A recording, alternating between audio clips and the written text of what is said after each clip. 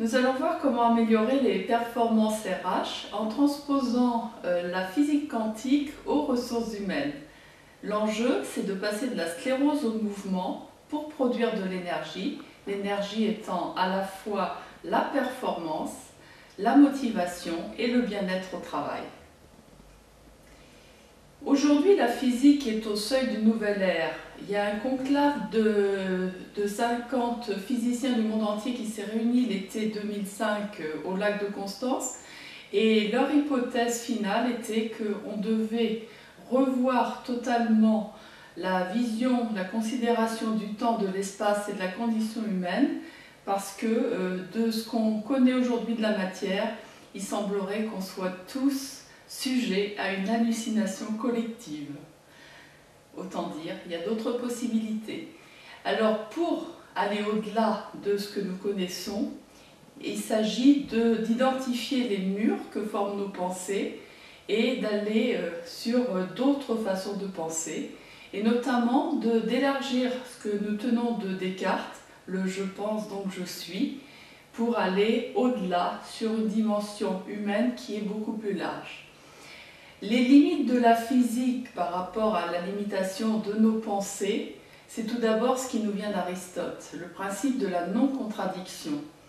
Selon Aristote, une chose ne peut pas être A et non A, alors qu'en fait, une expérience humaine peut être à la fois bénéfique et maléfique.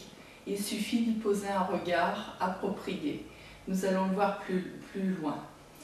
Autre possibilité d'élargir notre façon de voir les choses, c'est de se libérer en partie de la loi de la relativité qui nous vient depuis un siècle de Einstein, avec la notion de considérer l'infiniment grand pour trouver la réponse aux choses.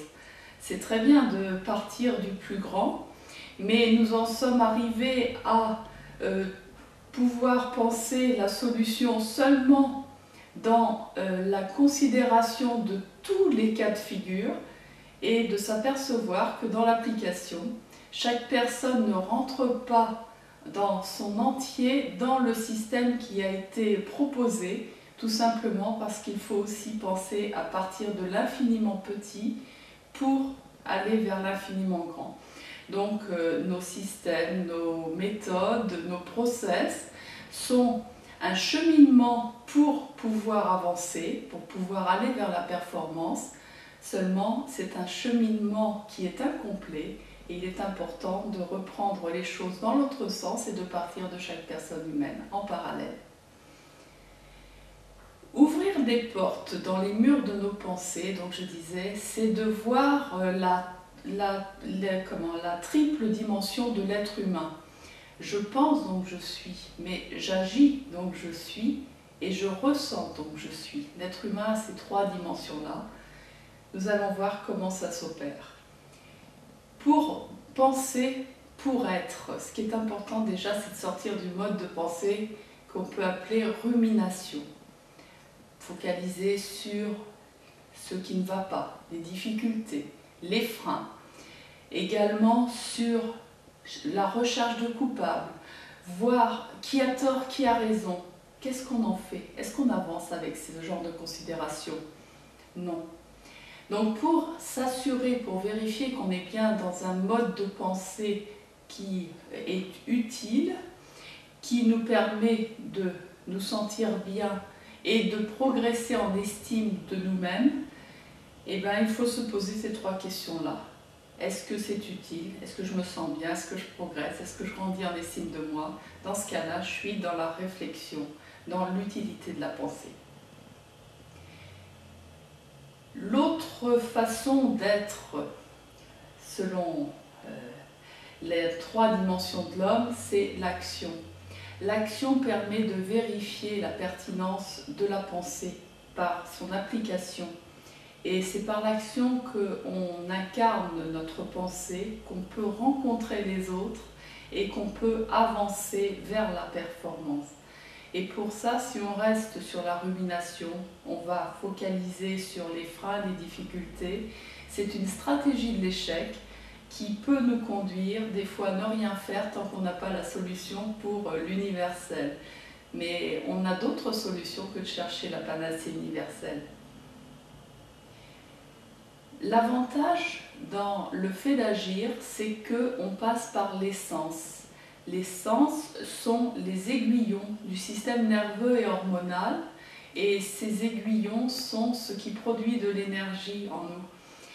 Alors, ça permet aussi d'ouvrir des modes correctifs possibles, c'est-à-dire que quand on bloque au niveau de la pensée, en agissant sur les sens et notamment en réinscrivant des synapses et des liaisons au niveau du cortex cérébral grâce à des mouvements des yeux, 30% des neurones du cortex traitent des informations visuelles, donc c'est un grand champ d'investigation.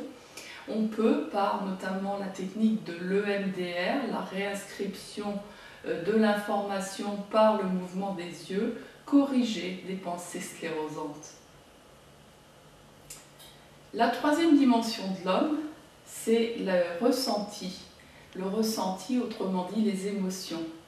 Les émotions qu'on apprend à gérer ses émotions. Gérer ses émotions, c'est se priver des indicateurs que sont les émotions. Des indicateurs de quoi? Pour nous dire si je suis en accord avec mon élan de vie et si je suis en accord avec mon entourage. Et la performance se situe au niveau de ce double accord. Les émotions sont des indicateurs, elles nous guident et pour cela c'est important de revisiter son histoire, de voir si les réponses que nous donnons aux situations nous sont données en automatique, par mimétisme par rapport à ce que nous avons rencontré dans les modèles qui nous ont guidés, ou si elles correspondent à notre propre vécu et aux solutions qui sont le plus appropriées à notre situation personnelle actuelle. Donc dans ce cas-là, on arrive à un mode de fonctionnement qui est agréable, qui nous produit des émotions heureuses, sachant que la performance se situe au niveau du bien-être. Mobiliser toute son énergie, c'est l'enjeu de la performance. Et pour cela, un psychologue hongrois, Mihaly Csikszentmihalyi, a mis au point un indicateur, des tests qui indiquent la performance humaine, qu'il a appelé le flow en anglais, autrement dit le flux en français. À travers des indicateurs, il a permis de repérer l'état de concentration maximum. Et quand on regarde les indicateurs que l'on retrouve, alors première constante, le sentiment de maîtrise et de contrôle de l'activité. Maîtrise et contrôle de l'activité, c'est traduit en sentiment, donc être sûr de ce qu'on attend de nous et puis en même temps être dans la sensation. La perception altérée du temps, très important, parce que quand on est bien, on ne regarde pas l'heure et on est capable de rester très très longtemps sur un dossier sans avoir la notion d'épuisement au travail. La dilatation de l'ego, autrement dit l'engagement. L'engagement, ce n'est pas une charte d'engagement, une charte de valeur au niveau d'une entreprise. C'est la relation qu'on entretient avec ses collaborateurs et la relation que les collaborateurs entretiennent avec la direction. Et aussi les clients et les fournisseurs, bien évidemment. Et finalement, la quatrième constante, c'est le sentiment de bien-être qui en découle. Et quand on est bien dans sa peau, on n'a plus la notion d'effort et on peut dupliquer vraiment son énergie pour accomplir une tâche. Donc l'apport de la physique quantique dans tout ça, quand on transpose au RH, c'est qu'à l'échelle de l'infiniment petit, la matière a double réalité. Autrement dit, un atome, si on le regarde en tant qu'atome, on ne voit pas grand-chose. Mais quand on regarde les atomes les uns par rapport aux autres, il va avoir une information, par exemple, de deux couleurs, rouge et verte. Et c'est le fait de l'observer qui va permettre de voir ces deux informations. De prime abord, il donnera soit l'information rouge, soit l'information verte. Donc, prendre le temps de partir de la personne, de mieux la comprendre pour voir toutes les potentialités qu'elle peut cacher ou qu'elle peut contenir en elle. Et pour cela, c'est l'observation qui montre que l'objet peut être une chose et quelque chose de différent. Autrement dit, c'est l'œil de l'observateur qui révèle la potentialité d'un être humain, hein, d'où l'implication du manager pour pouvoir avancer avec ses collaborateurs. L'enjeu dans tout ça, c'est de redonner le pouvoir à l'individu. Parce qu'aujourd'hui, on vit dans un monde où on a un sentiment de passivité, de subir les choses, d'être victime, alors que chacun a sa part de pouvoir à partir de lui-même, de ce qu'il donne comme réponse dans la vie, pour pouvoir agir sur l'ensemble, sur son environnement, sur ses collègues, sur ses managers, etc.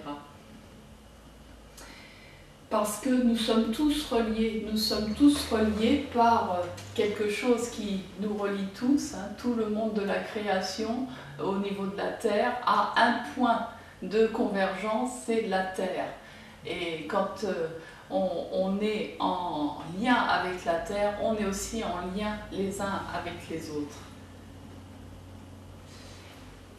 D'autant plus important ce lien que quand on a aussi des relations avec une personne, par exemple là la personne rose qui va être en relation d'échange avec la personne orange, aura en même temps, intuitivement, les informations de la personne bleue qui aura été en lien avec la personne orange et ainsi de suite. D'où l'importance d'établir une relation véritable, c'est-à-dire de se respecter, de partir de soi et non pas d'une transposition de quelque chose qui ne nous appartient pas sur soi-même, et en même temps de respecter l'autre et d'être dans l'engagement, dans la relation à l'autre. Pour conclure, je reprendrai ce que dit le philosophe Michel Serres. Nous vivons une période plus importante que la Renaissance. Nous sommes en train de vivre quelque chose plutôt de l'ordre du néolithique. Autrement dit, on est en train de trouver des outils qui permettent d'aller plus loin avec notre pensée. Donc libre à vous de continuer comme vous œuvrez tous les jours ou d'accéder à votre ressource humaine pour faciliter la relation professionnelle et avoir de meilleurs résultats. Donc Isabelle Gannon, comment vous prenez-vous concrètement pour mettre en évidence cette double réalité de l'être humain? C'est une très bonne question. Alors quand vous allez appeler un menuisier pour faire un meuble chez vous, vous demandez ce que vous voulez et vous ne lui demandez pas quels outils il va prendre. Alors pour ma part, j'ai plusieurs outils dans ma mallette. Je travaille depuis près de 20 ans dans la relation humaine. Et je m'adapte à la personne. Je vous dis que ma démarche, c'est de restaurer la personne dans son pouvoir et je pars d'elle en fonction de là où elle en est aujourd'hui pour intégrer au mieux sa place dans les process de l'entreprise dans laquelle j'opère. Je vous remercie.